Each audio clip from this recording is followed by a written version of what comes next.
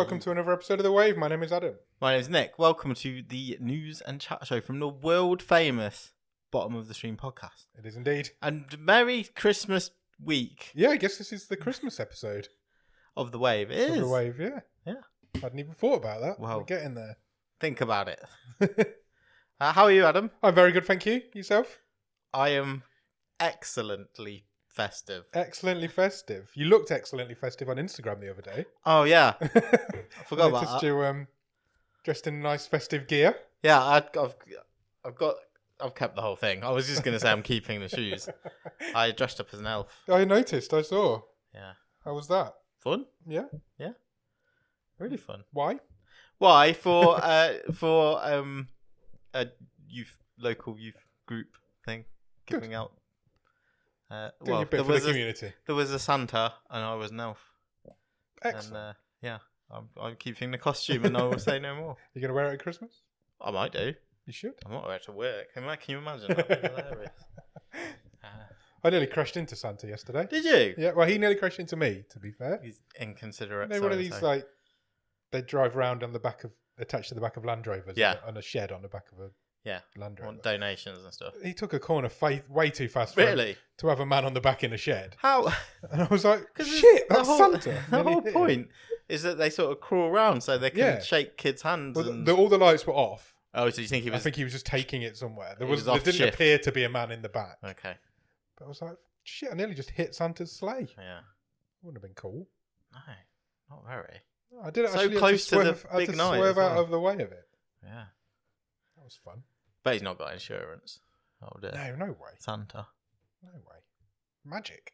Why do you need insurance if you're magic? I don't think... Well, do you need it for reindeer and sleighs? I have no idea. Don't know. This is it's way too boring way to take this conversation. Insurance chats. Just what you need in a Christmas special. Yeah. Been up to anything else? No, mostly dressing as an elf and giving out selection boxes, and it was only for one night. I don't like to talk about my charity work. So. You are like a philanthropist? Yeah, sure, something like that. No, I've got an excited household. Yeah, I can waiting for imagine. Waiting for the big day. The Christmas. Your kids stuff. look like that perfect age for it now as well, aren't they? Yeah, one's on the cusp of Oh, really? maybe, not. Maybe a little bit too old. Yeah, but the other one's fully in there. Fully invested. Yeah, good. The hype is real. So yeah, we've got a bit of a different wave this week. Yeah, I guess we're still going to go through the news because there is some good news to go through. Quite a bit of interesting chat. Yeah, we're going to have just a bit of a shorter episode, I think. We're out of season. We're post-season. Yeah. Or pre-season, whichever way you want to look Whatever at it. you want. Glass half full, glass half empty. So yeah, we're going to do a bit of a shorter wave because we've got a bit of a longer episode coming on Thursday. We have, yeah. Super secret special bonus episode, which is not a secret anymore. No. But we'll talk about that more at the end of the episode, shall we? Yeah, let's do it at the end. Yeah. We'll do as a lead into the episode next week. Yes. Or later this week. Sounds I don't good. think we've even decided when it's going to be released. So No, I'm just going to put it out one day randomly. Yeah. Keep an eye on your feed. It will be out before Christmas because Yes. nobody wants to watch a Christmas film after Christmas. Yeah, exactly. Good. Good. Shall we still do a question of the week though? Yes, let's do that. Those Should are we do always a fun. very vaguely festive question of the week? Yes. I will pose it to you. Okie dokie. Would you rather? It's a simple would you rather. Would you rather have skis for feet or tinsel for hair? Skis for feet or tinsel for hair? One appears to be a lot more inconvenient than the other. I thought that too at first, but then I've been sat here thinking about it a bit, and I think neither is a great option. No. There's a real distinctive smell to tinsel. Yes. Mm. I'm not the biggest fan of tinsel. And No, I'm not. I mean, it'd be itchy. Yeah, it would. It'd be a nightmare every time it fell out or you had to cut it. I don't even know if a barber would take you. Would it grow though? Yeah, it's hair. So it's hair, but it looks like tinsel. No, it's tinsel. Your hair is tinsel, but it grows. But it grows. So Yeah. it's like growing tinsel. Yeah. Okay. So you would have. It'd be easy to chop though, because it's going to look a mess. Whatever. Yes. It's going to look a mess. Whatever you suppose you do could with it. So bick you it. can just. Not have any yeah. hair. You could just. I imagine if you did that, it'd be like in the Santa Claus when his hair just grows back instantly. Yeah. Plus, you could trim it yourself and it wouldn't look any worse, is what I'm thinking. You have a lot of hair elsewhere on your body. Would it all be tinsel? Tinsel for hair for me is all your hair is tinsel. Oh, now that's a whole different question. Because that would be itchy. Oh, tinsel pubes. Rustling around in your undercrackers. These skis, Yes. are they full size? I would say yes. Because that's going to... You can't drive. You're never driving again. No. Or walking most places. No. Annoying in the summer. Yeah. Because even, like, if we were in this room now, Yeah. getting out of this room and turning the corner to get to the stairs would be impossible. Just getting up and down the stairs is going to be... Wait, down's easy. Yeah, You can true. just ski down. That's a sharp turn to make at the bottom of most staircases. You're not going to be able to make that turn, even if you're walking. You'd never be able to get up or downstairs. I feel this is quite a geographically based question. Because if you were, say, living in Greenland, having skis for feet is probably quite useful. True. More so than living here. It would be nothing but inconvenient here. You'd But never be able to go I anywhere. also think that, your easy answer, you think at first, is tinsel. Give me the Yes. tinsel. But I think that would be so annoying as well. It would be irritating as fuck. Especially, it looks so weird in July as well. Oh, imagine how hot and annoying it Yeah. would be and itchy. And even if you shave everywhere, it starts to grow back. Itchy tinsel balls. Everyone will know where you've been. If you're shedding. Yeah. Well, once you've had tinsel in the house, it's in the house forever. Yeah. You will always find a bit of tinsel somewhere. I've had a haircut today. It looks very nice. Thanks. And I've like not yet had a shower. Right. So it's And itchy. I can feel it on the back of my neck. And that's just normal hair. Yeah, imagine if that was tinsel. Yeah. It's a really tough question, that. But I don't think skis is possible. They're not useful. I don't think they're useful enough. For they're not worth the what you're giving up, I don't think. No, you wouldn't be able to drive. You might be good at swimming. No, I don't think you would. You're just going to Would they sink to just the drag bottom. you can't down? You can't kick your feet with skis on. You wouldn't be able to get on a bus or a plane or a train. Which one? People are going to be stepping on the fronts and backs of them all the Do you time. not think you can make more money out of the skis? How? Well, you should join a freak show. You have to join a circus. Maybe for either of them. Or a ski club. Just live You on could, a... you could, You'd yeah. have to live on a ski slope. Move to. Is there anywhere that you can ski all year round though? There's a dry ski slope not far from here. That's true. Maybe you could become the world's best skier, like an Olympic. Yeah, because even if you fell over, they're not going to fall off because they're No. your feet. No, So you can just get up and carry but they on. might break. Snap. Would they break, though? If you're, Is that going to hurt if they're your feet? yeah, is your you might skis break breaking your gonna foot. hurt? Yeah. It's got to be tinsel. It has to be tinsel. Unfortunately, I think it would have to be tinsel As hair much as as well. it's As crazy going as to you be would a look. pain in the ass and you're going to Yeah. look insane.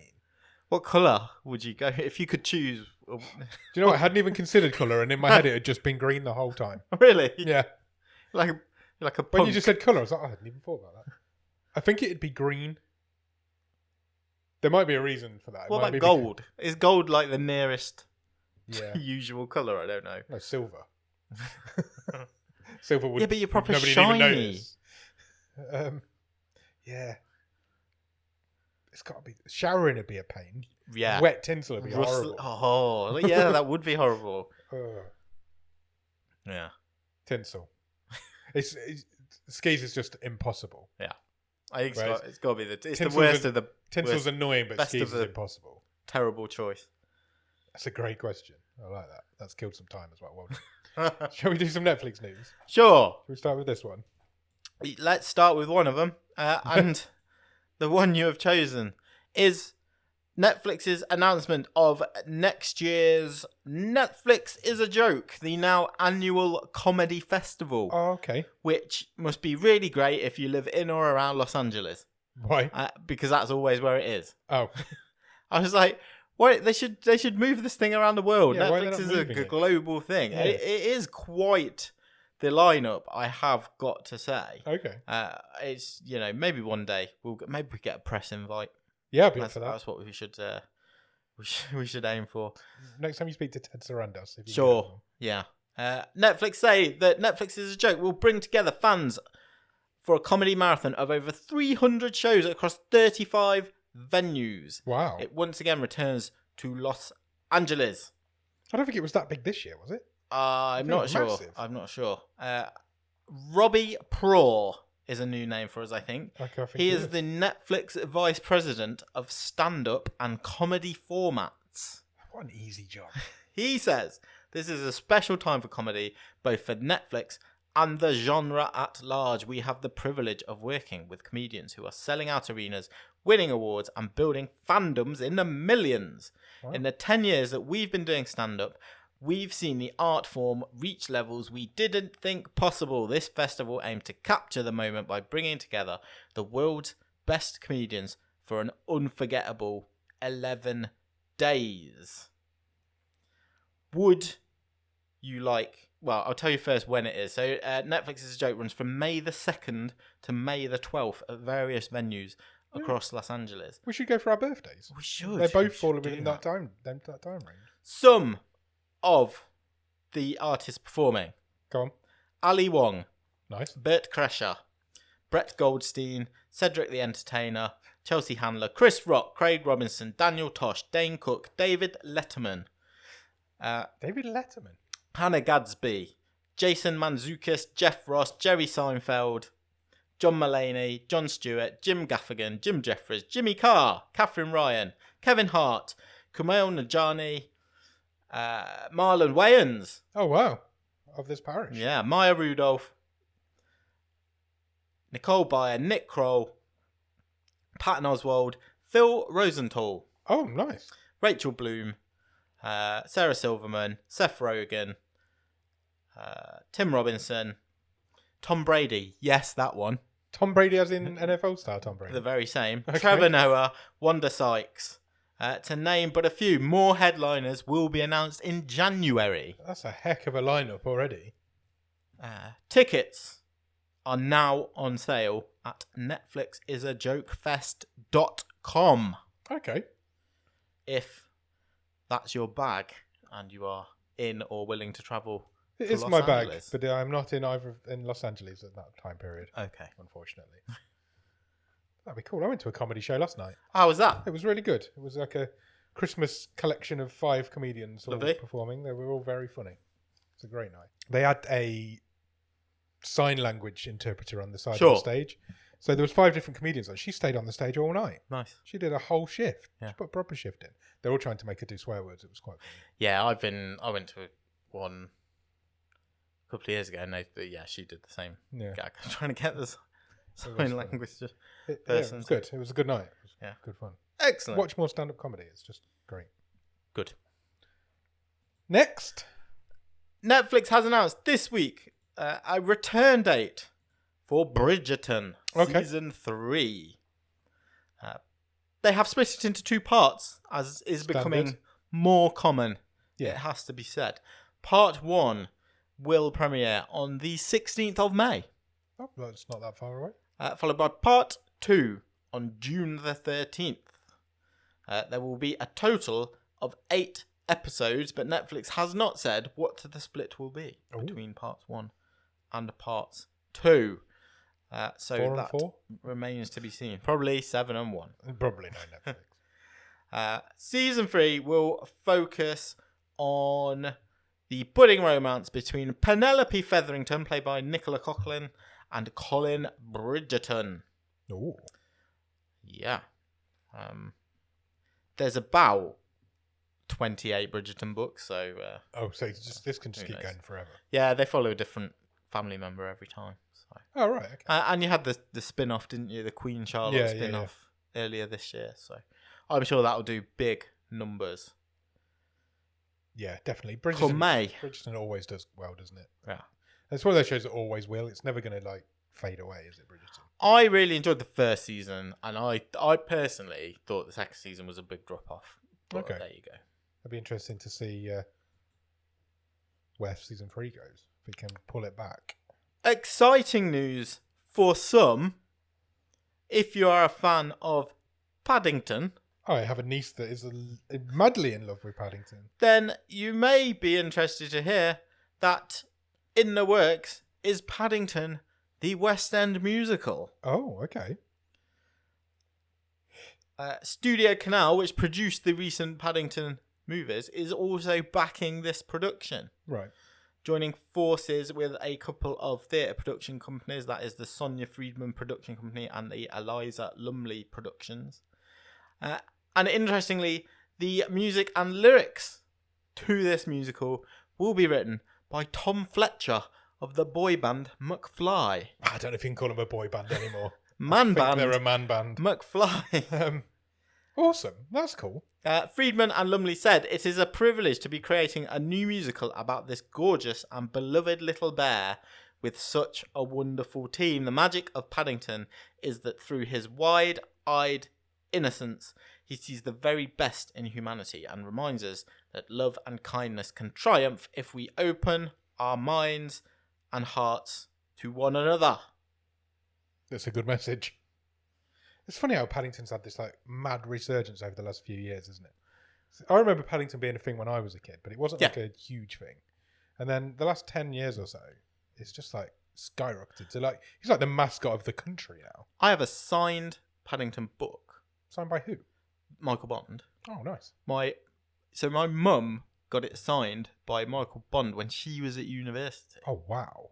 I bet that's worth a lot. I don't know. I'm not sure. But but yeah, that's more now than it was 20 years ago. Yeah, but Paddington's never gone away. But these two movies have, like you say, he is. I mean, he met the Queen, didn't he? Yeah, well, I guess the Queen's helped that. He was the Queen's mascot. He was, yeah.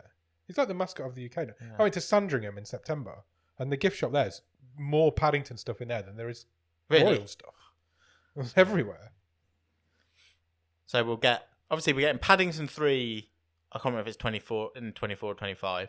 Then we'll have this musical. Then we'll probably have to have a movie version of the musical. Yeah. That's yeah. Yeah, it's not going anywhere. Good for Paddington. Next. Dwayne "The Rock" Johnson. Okay. Is someone who I think it is fair to say the bloom is off the rose a little bit. Yeah, I think so. In the last couple of years. Yeah. Well, it would appear that he's taking a bit of a handbrake turn for one of his next roles that he's signed up for. Right. He has signed up for an A24 movie. Oh, exciting. Called The Smashing Machine. Right. Which is a biopic of an MMA fighter. Right. Mark Kerr. I don't know if you've heard of him. I've vaguely heard of the guy. I think he's an Australian. Okay. 2-time former UFC heavyweight champion. The sports biopic has been written and will be directed by Benny Safdie. Oh, okay. On his own. Just the one of him? Yeah. Safdie brothers have done a movie on this show. Together, the brothers directed Uncut Gems. Yes. And Good Time. Yes, which we did on the show a few seasons ago. So, yeah, The Smashing Machine will be his first solo directorial effort. Okay. Apparently, Safdie and Johnson have been developing the project since 2019, and it has now been snapped up, like I say, by A24. Is he playing the lead Yes. role of this guy then? Okay. Yeah. That's not a massive U-turn then to be playing an MMA fighter. It's not, but it's in inverted commas movies. Proper acting Yes. rather than an action. It's not the family movies or the action movies that he usually does. Yeah. So Okay. it is a bit of a change in direction, I would suggest, for I like The for him. Rock. I love the A24 as a movie studio. I'm not a fan of the Safdie brothers, so it'll be interesting to see. I think where it's fair that- to say you are not a fan of their style. Their style, yes. Yeah. Yes. I don't like chaotic movies. It Yeah. stresses me out and I can't concentrate. I still think Uncut Gems is one of. I mean, literally, I don't smoke, but I felt like I needed a cigarette after it. It was. I loved it, but man, that was a stressful. See, I hated it for the 2 exact hours. same reasons of what you just said. You loved it for that reason, and I hated it for that reason. Yeah, manic. Next. News this week that the upcoming 12th season of Curb Your Enthusiasm will be its last. I'm not going to lie. I thought Curb Your Enthusiasm finished a long time ago. That is because this It has did. happened before. Okay. The first 8 seasons of Curb Your Enthusiasm aired between 2000 and 2011. Yeah. And it then took 6 years off, which I don't think a lot of people realise. No, I didn't realise that. And yeah, it was a bit of a surprise when Larry David brought it back. But yeah, this will be the 12th and final season, which starts airing in February. I don't think I've seen any of the newer seasons in that case. I have not seen, I reckon, at least the last, well, once this one comes out, I reckon 3. Yeah. But I kind Sort of passed me by. So I think for me it's because I used to have them all on DVD back when I had you had DVDs. Yeah. And I think because it's an HBO thing, it's one of Curb Your Enthusiasm is one of the things that's kind of in this country been amalgamated into Sky. And I don't have it. Nor do I don't have access. I know there's ways and means. Yeah, but there's always conventionally I don't have access to this show. I'm not even 100% sure I knew it was still going. Well, I genuinely don't. There you go. That's exciting that I've got 4 seasons of a show that I used to love to catch up on. Yeah, so it's been back since 2017. Larry David said, "As Curb comes to an end, I will now have the opportunity to finally shed this Larry David persona and become the person God intended me to be. The thoughtful, kind, caring, considerate human being I was until I got derailed by portraying this malignant character." Oh, nice. He continued, "Larry David, I bid you farewell. Your misanthropy will not be missed. And for those of you who would like to get in touch with me, you can reach me in my new job at Doctors Without Borders." Larry David's never shaken that persona. No, it's Alan Partridge. Yeah, it's equivalent to... Yeah, it is exactly that. Interestingly, though, as well, Jerry Seinfeld was at an event last month in Boston, and he apparently made a comment that there may be more to come in the Seinfeld world. Oh, okay. His quote from that event is, "Something is going to happen that has to do with the ending of Seinfeld. It hasn't happened yet. And just what you are thinking about, Larry and I have also been thinking about it. So you'll see, we'll all see together." That's exciting news. Can you imagine if he brought Seinfeld back? The world would just implode, I think. Yeah, they kind of did. Yeah, they did. The sort of the Seinfeld reunion in Curb Your Enthusiasm. Yeah.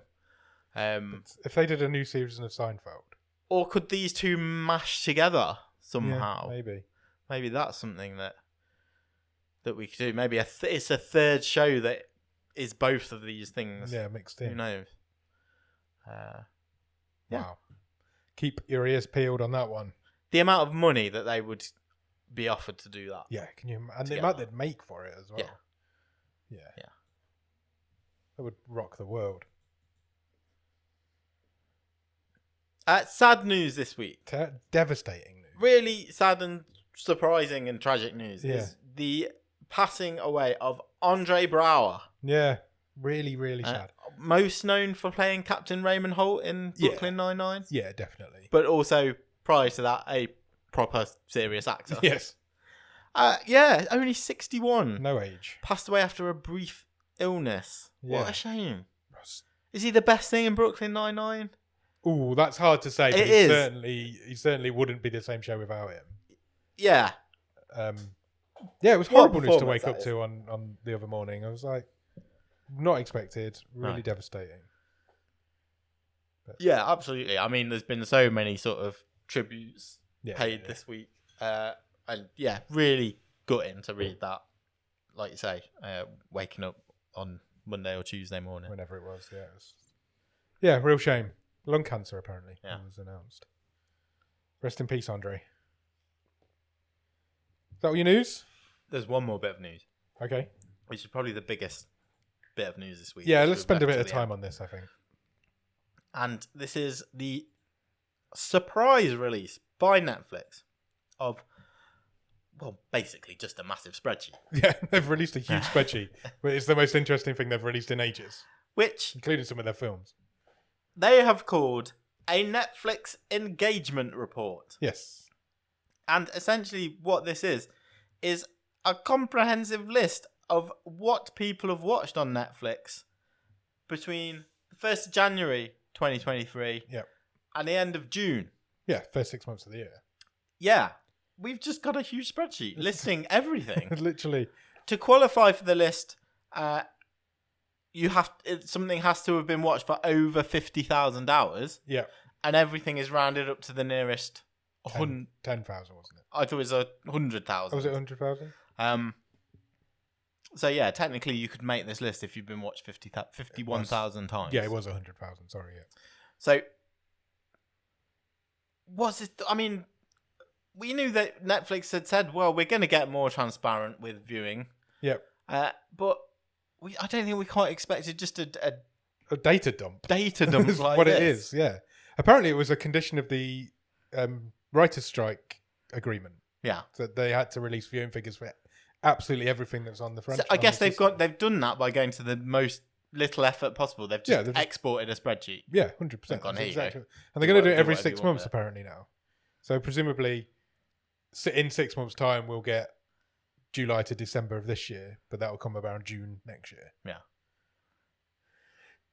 It's really interesting.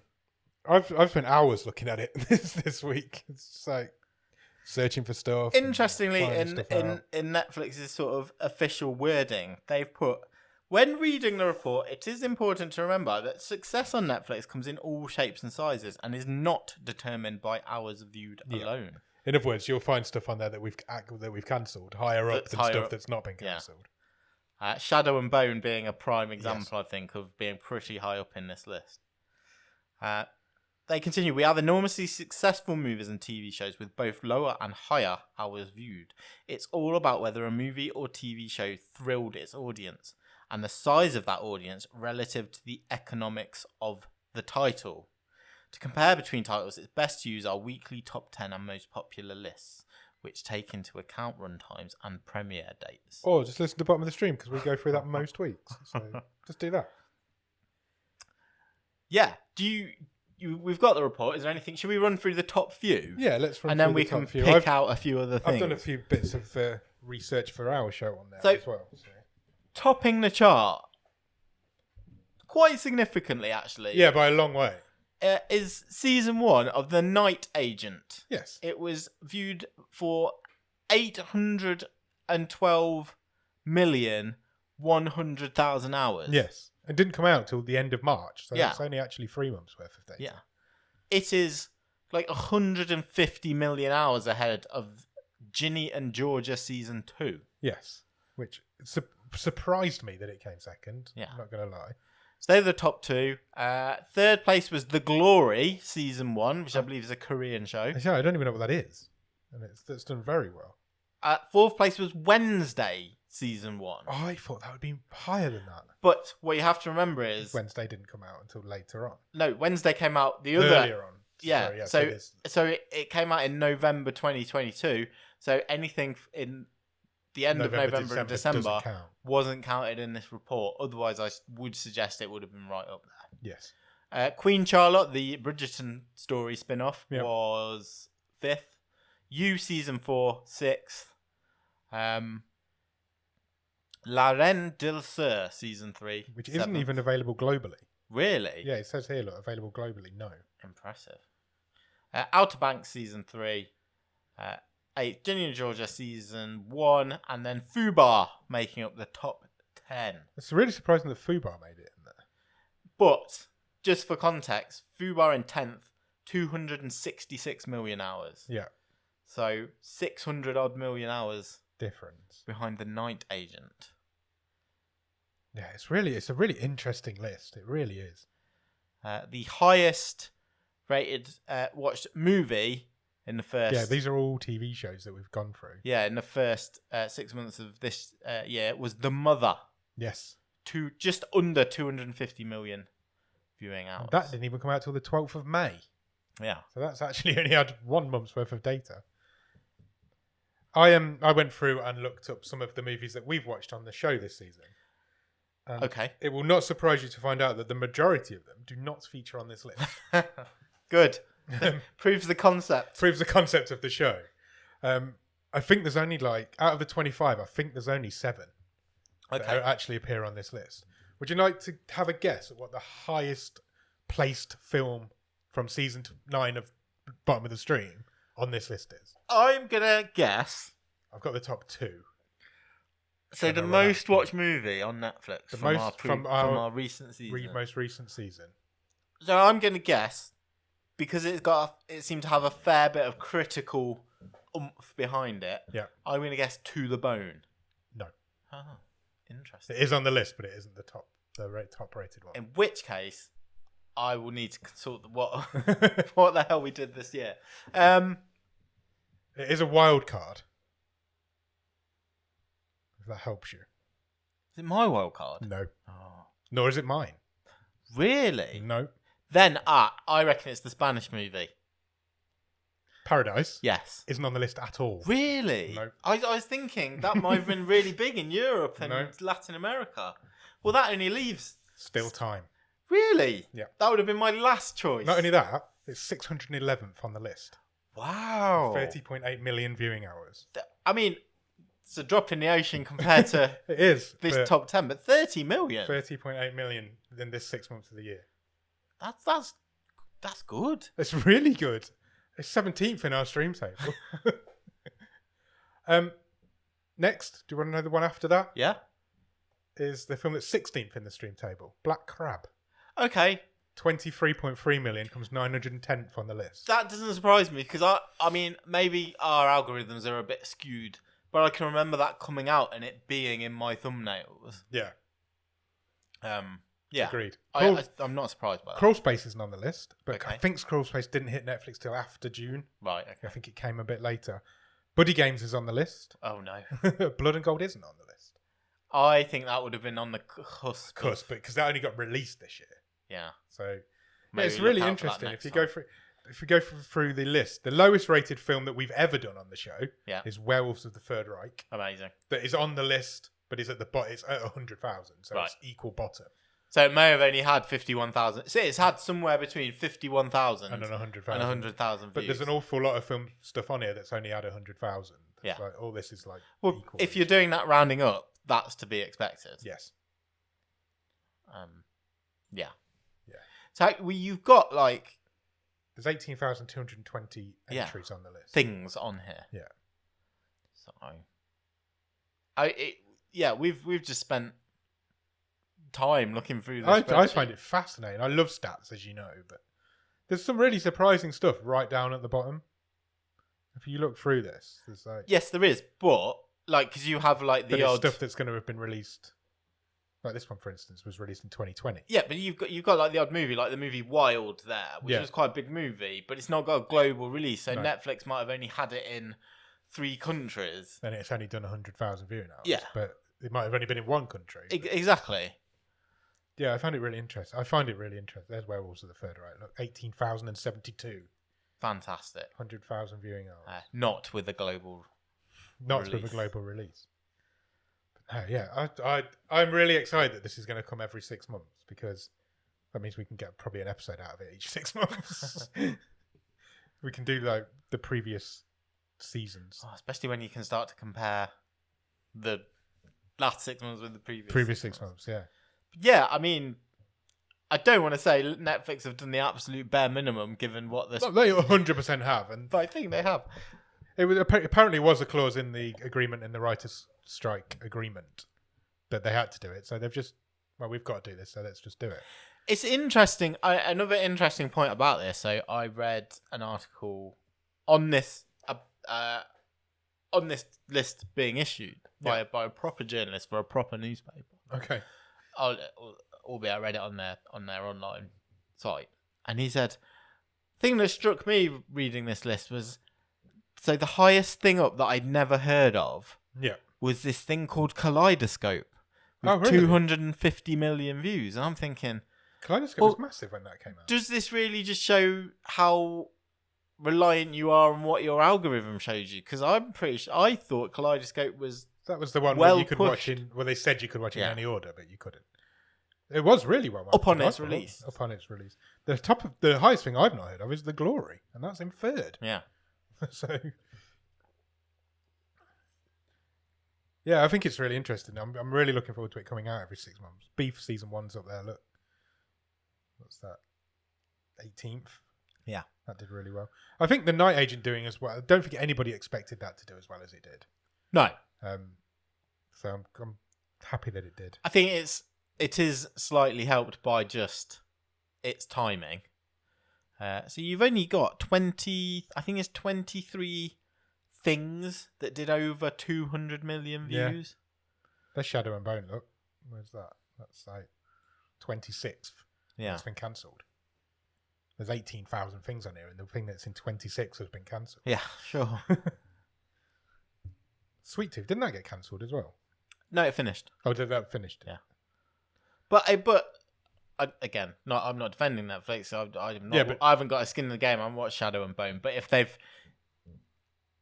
they paid 200 million to make it, yeah, like they say, it's not. You can't go on this on why things have been cancelled. Yeah, that's interesting. Alice in Borderlands are right up there as well. Look. Yeah, that did really well. I'd love to have seen this when Squid Game was around. Sure, I really would. Sure. And it'd be interesting with the Squid Game challenge show where that ends up. Yeah, I agree. When the next one comes around. Cool. Yeah, we're definitely going to get much more content out of that going forward. I mean, that's available, and you can go and find anybody can get it on Netflix. I'll stick it in our Discord, and then it's available there as well. Yeah. But yeah, it's literally, you go on Netflix's website, you will find it. It's easy to download. It's just an Excel spreadsheet with 4 columns on it. It's like the easiest Excel spreadsheet ever. It's definitely just been dumped out of a system and tidied up. Yeah, 100%. Cool. Is that all the news? That's all the news. Have you watched anything good at the top of the stream? I feel like this is very late to talk about this now, given what we outlined last week. Yeah. But I've watched the Squid Game challenge finale. Me too. I watched it a couple of days after. Worst episode of the whole thing? I think it is, and it's a shame.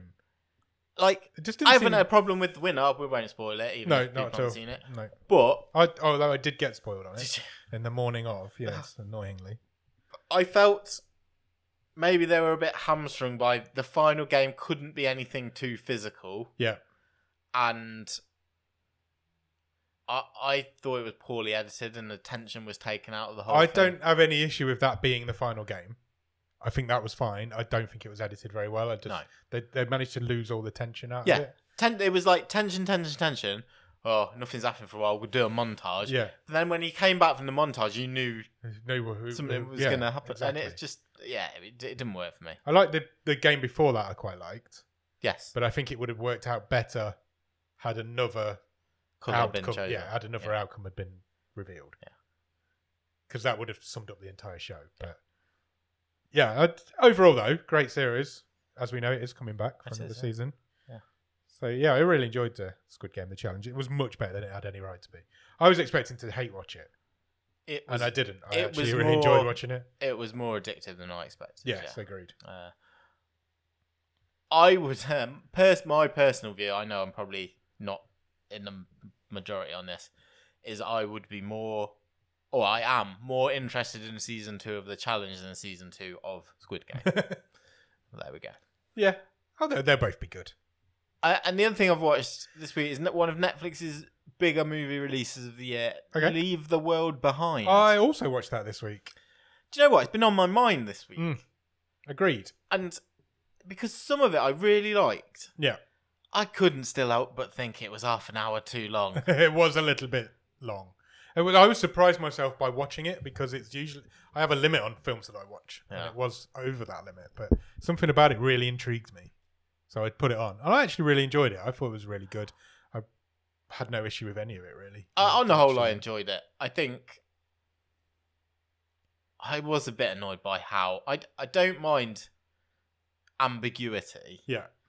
But there was a lot of ambiguity. Some of it was a bit too ambiguous. Like, it's based on a book, and apparently that is as well. Yeah. So it's about the end of the world, isn't it? So a family go and rent a Airbnb for the weekend to get away from it. That just happens to coincide with an outage of power, the internet, and maybe the world's end. Yes.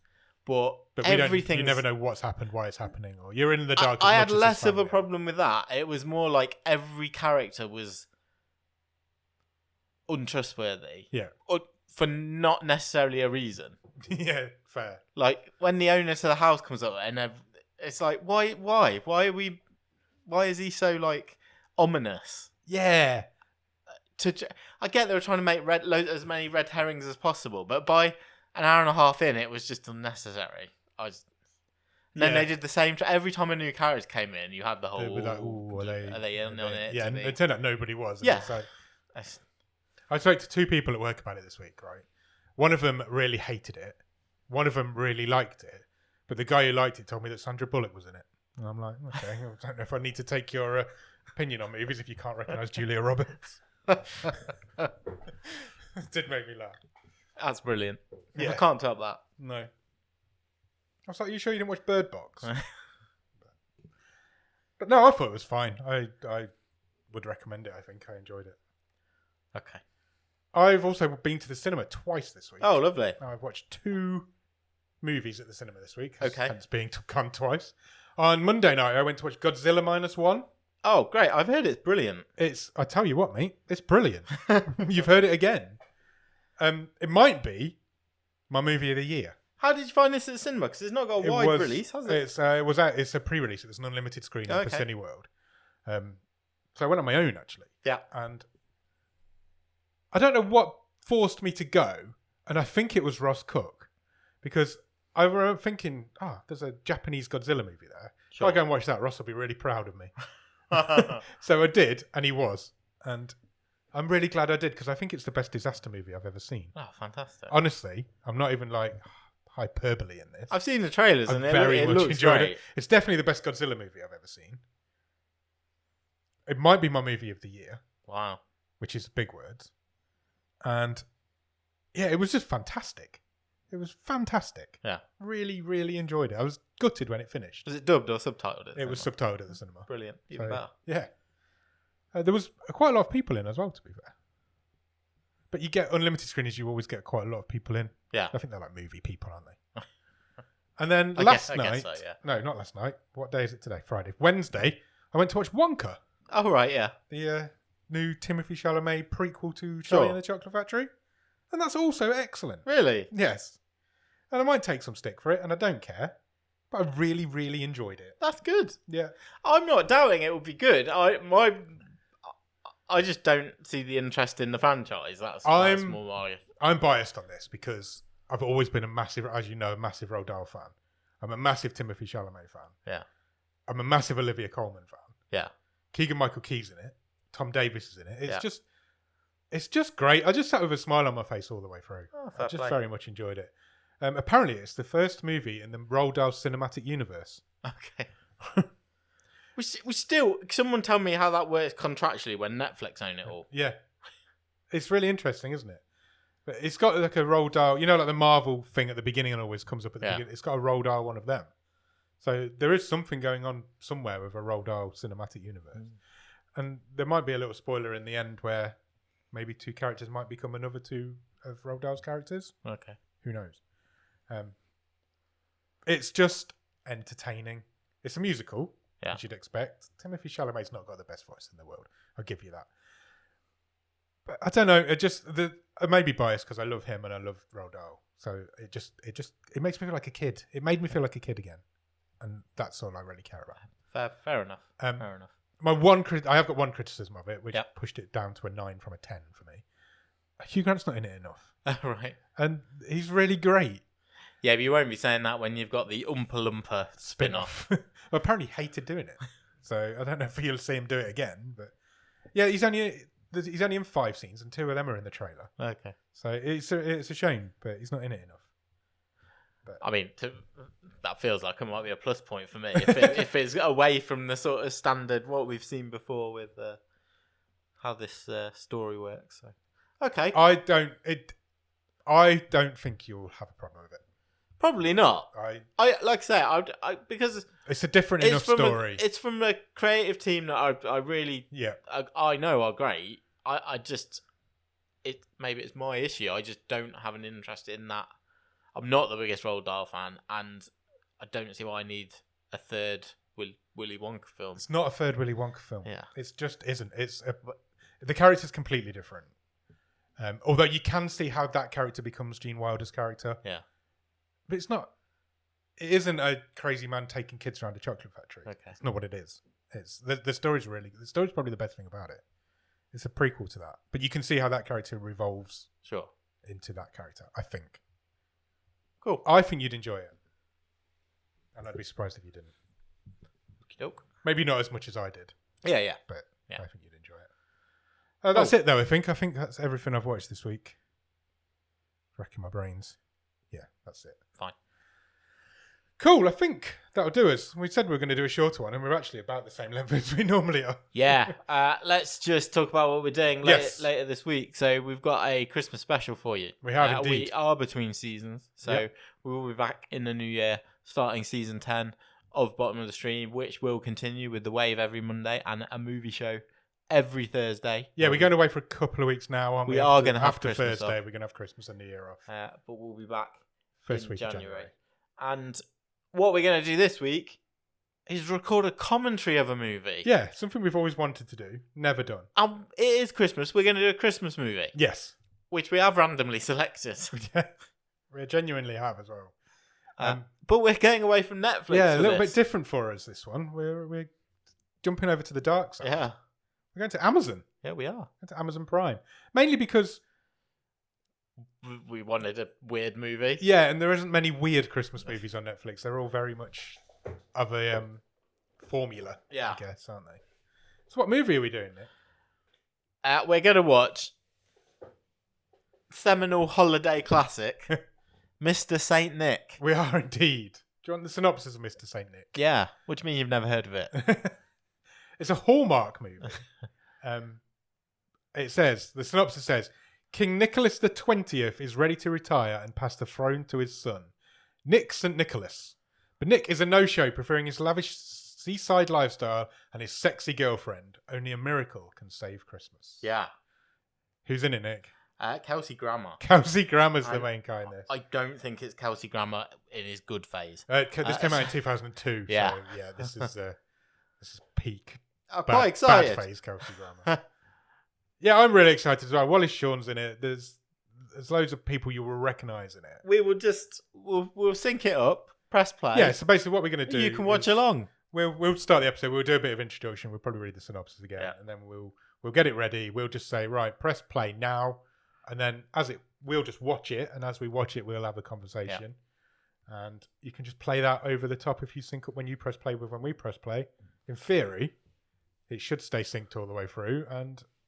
you can keep up with our commentary on it, like a director's commentary. Only one way to find out. Yeah. I don't know how, logistically, it might be a bit of a pain because you'll have to watch it and have your phone playing at the same time, but it's just something we thought we'd try. It's a little Christmas gift to you all, just to see what happens. Yeah. It's going to be fun. So we'll go off and do that, shall we? We're going to be here all night at this rate. Oh, yeah. I'm very excited. Me too. I'm looking forward to this. Merry Christmas. So come back. Oh, it will probably come out on Thursday, the same as any other movie show does, because obviously I don't really need to edit it, because if I can't cut any time out, sure, because the syncing will go. So it'll probably come out on this coming Thursday. In fact, it will. Let's just say it will, and then I'm at my deadline, haven't I? Done. Right, let's get out of here. See you soon. Bye. Cheers. Bye.